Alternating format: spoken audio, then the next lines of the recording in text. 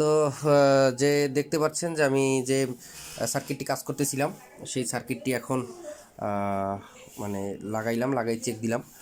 আসলে আমি এই সেন্সর চেক করতে সেন্সর পরিবর্তন করতেছিলাম, আপনারা দেখেছেন। তো আমি পুরোপুরি দেখাতে পারিনি, ভিডিওটি কেটে গিয়েছিল জরুরি কারণে। তো যাই হোক, তারপরে আমি মোটরের সেন্সর পরিবর্তন করেছি এবং এরপরে আমি চেক করলাম, আলহামদুলিল্লাহ সুস্থ হয়েছে। এখন যেটা কথা সেটা হচ্ছে এই মোটরের সেন্সর লাগানোর পরেও তারপরে রিলেতে সমস্যা দেখছি, সেটা সমাধান করার পরেও সমস্যা সমাধান হয়নি। ইরোর 14 আসতো এই সার্কিটটিতে। তো মানে একবার প্যাডেল দিলেই আবার একটা গুল্লা দিয়ে তারপরে আবার স্টপ হয়ে যেত। তো আমি অন্য মোটর লাগাই দেখছি,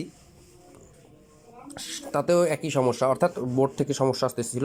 তো আমি বোর্ডের সকল সমস্যা চেক করার পরেও সমাধান খুঁজে পাইনি। তারপরে মানে চেক করতে করতে একটা সময় দেখলাম যে এই সার্কিটের আসলে যে কোনো জায়গা থেকেই সমস্যা হতে পারে।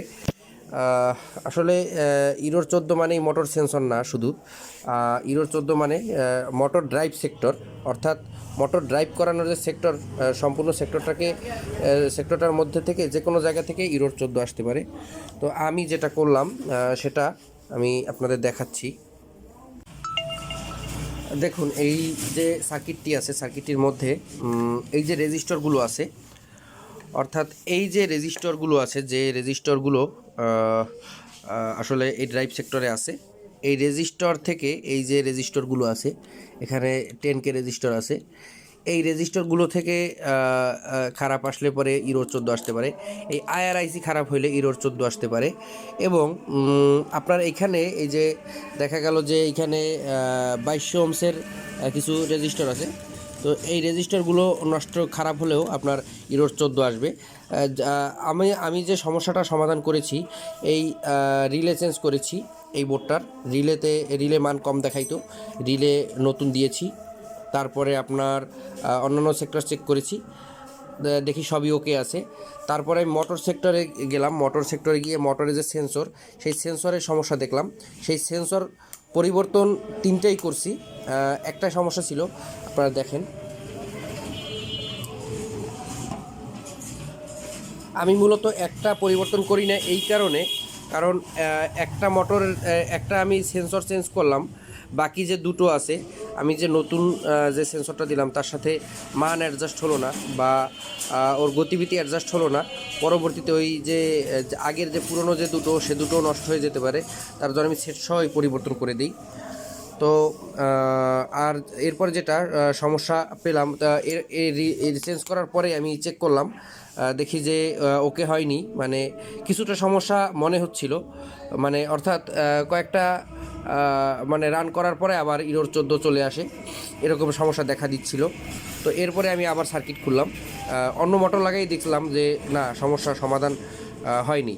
তো এরপরে আমি সার্কিট খুললাম, সার্কিট খুলে এসব রেজিস্টার চেক করলাম। চেক করার পরে আমি যেটা দেখতে পারলাম যে 2200 ওহমসের যে রেজিস্টারটা আছে এইখানে দেখতে পাচ্ছেন যে ক্ষুদ্র রেজিস্টারটা, এই যে রেজিস্টারটা, এই রেজিস্টারটার সমস্যা আছে। তো আমি সেটা পরিবর্তন করলাম এবং চেক করলাম, আলহামদুলিল্লাহ এখন সার্কিট ওকে রান করতেছে ভালো মতো। তো আমার কাছে এই সার্কিটটা পাঠানো হয়েছে আপনার গাজীপুর থেকে, গাজীপুর সম্ভবত মাওনা গাজীপুর থেকে পাঠানো হয়েছে। এক আপু আমার ভিডিও দেখে পাঠাইছে, তো আলহামদুলিল্লাহ ওনার কাজটা করতেছি। এখন হয়ে গেছে, এটি ডেলিভারি আজকেই দেওয়ার চেষ্টা করব ইনশাল্লাহ। তো যাই হোক, আপনারা আমার কাছে বোর্ড পাঠাতে পারেন। আমি এটি লাগানোর পরে আমি আবার আপনাদের সামনে ফিরে আসছি, এটি মানে সেটিং করার পরে। তো ফিরে আসলাম সার্কিটটি বক্সে লাগানোর পরে, কন্ট্রোল বক্সে, এবং মোটরটি আমি রান করানোর জন্য প্রস্তুত করেছি, দেখতে পাচ্ছেন প্যাডেল দিয়ে। তো আমি এখন মেশিনটি অন করব। দেখতে পাচ্ছেন যে মেশিনে কোনো কোড আসেনি, এবং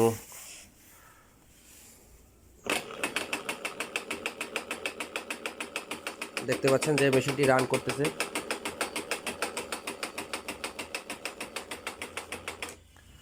তো এই হলো পরিস্থিতি, এবং মেশিনটি রান করতেছে আলহামদুলিল্লাহ, শুকরিয়া আল্লাহর কাছে।